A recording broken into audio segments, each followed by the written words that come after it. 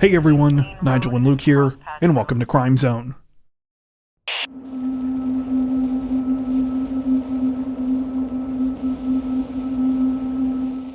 Authorities in Denver, Colorado say that they are searching for a young woman this week after she allegedly opened fire on a crowd of bar patrons after being denied entry to the business. According to reports, the whole thing began on the night of September 16th when the suspect, later identified as Kiana Rosenberg, was waiting to get into Dierks Bentley's Whiskey Row bar in Denver's Lodo neighborhood. When she got to the front of the line, Rosenberg was stopped by security and was not allowed to enter after they suspected that she was not using her own ID. Though at first it seemed like the situation was over when Rosenberg walked away, she quickly returned to argue with security staff, who once again refused to let her in. As she was walking away for the second time, she allegedly pulled out a handgun and began firing shots towards the bar. While it's suspected that Rosenberg may have been trying to target the security personnel she had just been arguing with, her aim was reportedly all over the place. 5 random people at the bar were hit, sending dozens of others running for their lives. Thankfully, authorities say all victims suffered non-life-threatening injuries. As for Rosenberg, she was reportedly able to flee the scene before police could arrive. At the time of this recording, she remains at large, and investigators are asking for anyone with information to please come forward.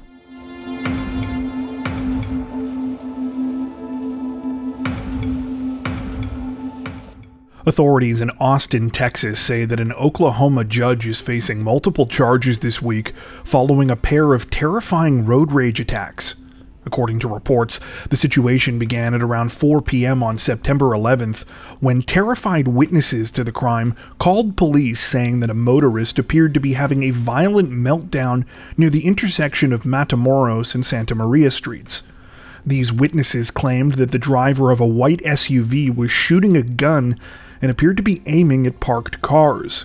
By the time officers arrived at the scene, the man had fled. However, they picked up his trail again roughly 90 minutes later when they were called about another incident about 2 miles away. This time, the man in the SUV had allegedly rear-ended a female driver twice and was trying to push her and her vehicle into oncoming traffic. Police were able to catch up to the man and place him under arrest, later identifying him as 58-year-old Brian Lovell. Lovell reportedly admitted hitting the female driver, though claimed it had been unintentional and that she had cut him off in traffic. At the time he was taken into custody, a handgun was found in Lovell's SUV, though he stated he couldn't think of why he would have fired it and said he had no recollection of the first incident. He is now facing charges of reckless driving and felony deadly conduct in discharging a firearm. At least 5 cars were reportedly hit by bullets during Lovell's alleged rampage. At the time of this recording, little additional information is available about the alleged motive behind the incident. We know Lovell was sent for a mental health evaluation after his arrest, though nothing has been released about what may have sparked his terrifying meltdown.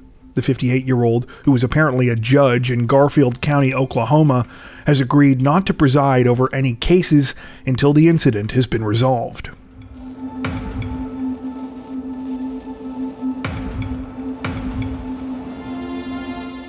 Authorities in Ada County, Idaho say that a local teen is facing charges this week after he allegedly started a wildfire with an ill-considered firework.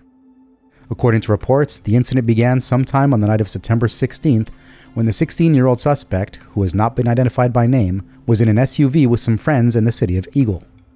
The group was driving around aimlessly when the 16-year-old announced that he had a mortar-style firework that he wanted to set off. The teen's friends apparently warned him that this was a stupid idea, pointing out that the state had been dealing with tons of wildfires in the area and that something like this could definitely start one. The 16-year-old allegedly ignored this advice, lighting the firework anyway, which promptly shot off and set fire to some dry bush. After attempts to put out the fire failed, the teens reportedly fled the area, though one of them called 911 to report what had happened. That's when the 16-year-old suspect apparently got out of the SUV and tried to escape on his own. He was found and arrested a short time later. By the time firefighters were able to put out the blaze the teen had started, flames had reportedly consumed about 28 acres of land. The 16-year-old is now facing a third-degree arson charge.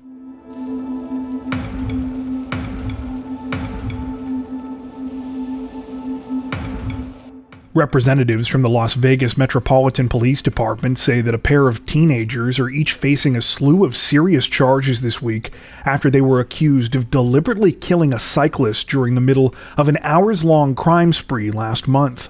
According to reports, the incident began on the evening of August 14th when police were called to an area of road in northwest Las Vegas near Tenaya Way and Centennial Parkway. There, they found a severely wounded cyclist, later identified as 64-year-old former California Police Chief Andreas Andy Probst. Andy was rushed to a local hospital, though sadly, he later died of his injuries. Though it was initially suspected that Andy had been the victim of a hit and run, that all changed a couple of weeks later when disturbing video footage of the crime emerged on social media. That footage reportedly connected Andy's killing to a broader crime spree on the same day that had allegedly been committed by two young men, 18-year-old Jesus Ayala and 16-year-old Zamir Keys. In the video, Ayala can reportedly be seen driving a Hyundai Elantra, which police now allege he and Keys stole a short time earlier. Keys, who is seen sitting in the front passenger seat, can apparently be heard egging his friend on to hit Andy with the vehicle, saying, quote, "hit his ass," before the pair can be heard laughing. Seconds later, Ayala allegedly struck the 64-year-old from behind, who was tossed over the hood of the vehicle before being left to die. The pair then abandoned the stolen Hyundai about 10 minutes away from the crime scene, where it was later found in a ditch with blood on its front windshield. Authorities now allege that prior to killing Andy, Ayala and Keys committed a burglary, hit a second elderly cyclist, and deliberately crashed into another vehicle on the road. They're also accused of stealing two more vehicles, which they apparently crashed into each other near a shopping plaza. Despite the heinous nature of these allegations, police say that Ayala was confident that he wouldn't be facing any kind of repercussions over the incident. Following his arrest, he was reportedly captured on police body cam footage saying, quote, "I'll be out in 30 days, I'll bet you. It's just a hit and run. Slap on the wrist." Unfortunately for Ayala, it appears that he grossly miscalculated. He is now facing 18 charges in connection with the murder and the broader crime spree. Charges which include murder, attempted murder, battery with the use of a deadly weapon, leaving the scene of an accident, larceny, and burglary. Keys, meanwhile, has been charged with murder, attempted murder, and battery.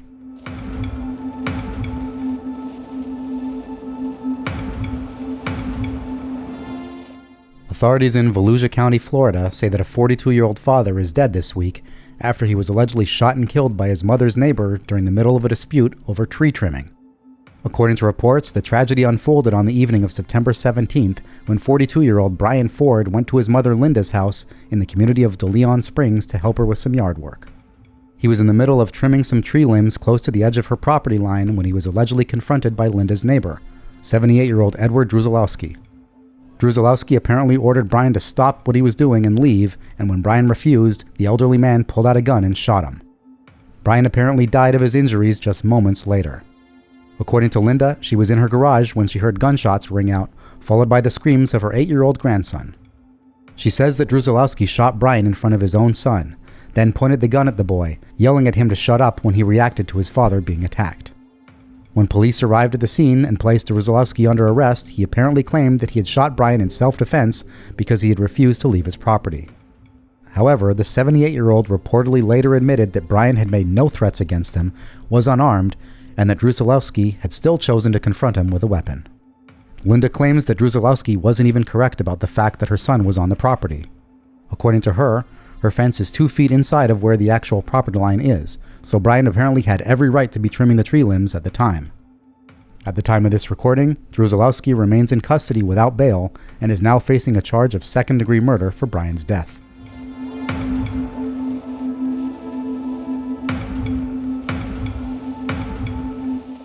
A pair of Florida siblings might not be facing charges this week, but they're probably looking at the grounding of the century after they allegedly stole their mom's car and drove it halfway across the state because they were upset over a minor punishment. The whole thing started at around 4 a.m. on September 21st when police in the city of Alachua pulled over a white sedan on Interstate 75 after discovering the vehicle had been reported stolen. It's unclear what officers were expecting to find when they walked up to the car.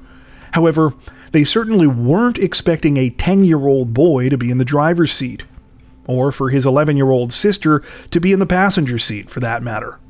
Police quickly discovered that the siblings were the son and daughter of the vehicle's owner, and that they had also been reported missing.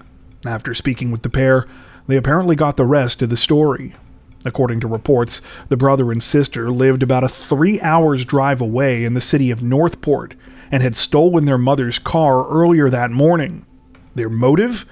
They were upset because she had recently confiscated their electronic devices because she said they hadn't been using them appropriately. Way to earn mom's trust back, guys. Anyway, police were later able to speak with the kid's mother, who they determined was not mistreating them in any way. She declined to press any charges, prompting police to release the children, since at that point all they could apparently have gotten them on was driving without a license, a misdemeanor offense.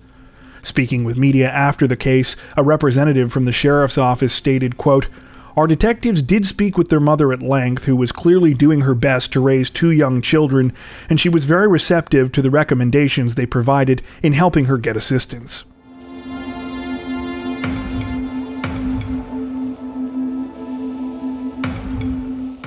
Authorities in Paulding County, Georgia say that 2 people are dead this week after a man walked into a local Walmart store and fatally shot his ex-girlfriend before turning his weapon on himself. According to reports, the incident began at around 7:30 p.m. on September 20th when police in the city of Hiram were called about a shooting at a Walmart location off of Jimmy Lee Smith Parkway. Officers arrived to find crowds of terrified shoppers fleeing into the parking lot, directing them inside to where they had heard the sounds of gunfire. Upon entering the store, police found the bodies of 2 people, a man and a woman, lying between a pair of aisles. They were both unresponsive and appeared to have suffered at least 1 gunshot each to the head. The pair were rushed to a local hospital, where sadly they were declared dead. They have since been identified as 20-year-old Zoe Messenger and 26-year-old James Norton. Both were apparently employees of Walmart and had formerly been in a relationship. Authorities now allege that shortly before they were called to the scene, Norton drove to the location and confronted Messenger, who was believed to be shopping at the time. After a brief conversation that witnesses say did not appear to be animated or angry, Norton abruptly pulled out a gun, firing at Messenger before turning the weapon on himself. While little is known about the motive behind the tragedy at this time, it's been reported that Messenger ended her relationship with Norton not long before the shooting. So far, police say they haven't found any records or reports of domestic violence between the couple prior to the incident. The situation is still under investigation.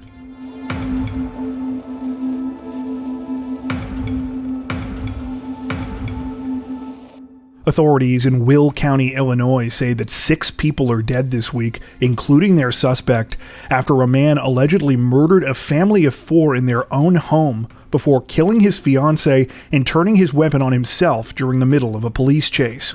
According to reports, the situation began just before 9 p.m. on September 17th, when police in the Chicago suburb of Romeoville received a request for a welfare check at a home on the 500 block of Concord Avenue. The caller stated that they were reaching out after one of their relatives who lived at the address had failed to show up for work earlier that day and wasn't responding to repeated calls and texts. When officers arrived at the residence, they were horrified by what they found. Inside the home were the bodies of 4 people: 38-year-old Alberto Rolon, his 32-year-old wife Zoraida Bartolome, and the couple's 2 young boys, 9-year-old Adriel and 7-year-old Diego. All of the victims had suffered fatal gunshot wounds, and whoever had done this had even killed the family's 3 dogs. While authorities have not provided many specifics about the investigation that followed, they did say that they believed the chilling crime had happened between 16 to 24 hours before the bodies were found. They also revealed that there was a large amount of evidence discovered at the crime scene. It allegedly pointed to one man, 31-year-old Nathaniel Huey Jr. Though police quickly turned their attention to Huey's residence in the village of Streamwood, by the time they arrived there, he had fled. It was around this time they received reports from the family of Huey's 50-year-old fiancée, Ermelinda Palomo, who said that they feared something might happen to her. According to these family members, Palomo had been picked up by Huey in his vehicle before they knew about the murders, and afterwards sent some of them concerning texts saying goodbye and asking them to take care of her grandchildren. On September 20th, police tracked down Huey and Palomo after Huey's vehicle was picked up on a license plate reader in a plaza parking lot in the city of Catoosa, Oklahoma. Officers waited until the pair left a nearby store and headed back to the vehicle before attempting to conduct a traffic stop. It was at that point that Huey allegedly sped off, prompting a chase. The pursuit lasted a short distance until Huey reportedly crashed on Interstate 44, causing his vehicle to catch fire. Before police could approach the vehicle, they heard 2 loud pops, which they recognized as gunfire. They soon discovered that Huey had shot Palomo in the head before turning his weapon on himself. He was pronounced dead at the scene, while Palomo succumbed to her injuries later at a local hospital. At the time of this recording, no motive has been released behind the deadly and tragic incidents, though investigators have hinted that they do have a theory as to why Alberto, Zoraida, and their 2 boys were targeted. Some reports have speculated that Alberto may have worked with Huey and that the crime could have been related to that, though this has not been confirmed. According to these same reports, Huey ran a security company that was not licensed with the state of Illinois and seemed to have an obsession with firearms. This was despite the fact that he had a lengthy criminal record and was supposed to be prohibited from owning a gun. As for Huey's fiancée, Palomo, her family says that she was an innocent victim who had nothing to do with the quadruple murder. They say that she was at her home asleep at the time they were carried out and didn't know what Huey had done until afterwards. They further described Huey as a very angry and dangerous man, calling him, quote, a huge manipulator. The situation is still under investigation. Before we wrap up, we'd like to take a second to give a huge shout out to everyone who has made it this far into the video. Seriously, thank you so much for watching. If you found today's upload interesting and informative, we'd be honored if you'd consider liking and subscribing, as well as hitting the notification bell and selecting all notifications to stay up to date with our latest releases. If you're looking for additional ways to help support the channel, we'd love to have you join us over on Patreon. Patrons get ad-free and early access to all of our content, as well as 4 additional stories per week for each of our Crimes of the Week and Crimes of the Week International videos. You can learn more at patreon.com/crimezone, where you'll also find some of the fine folks whose names are currently on screen. All that being said, we understand that not everyone has the means to support financially, and that's totally okay. We appreciate every like, sub, share, and comment that you send our way. Once again, thanks so much everyone, and take care.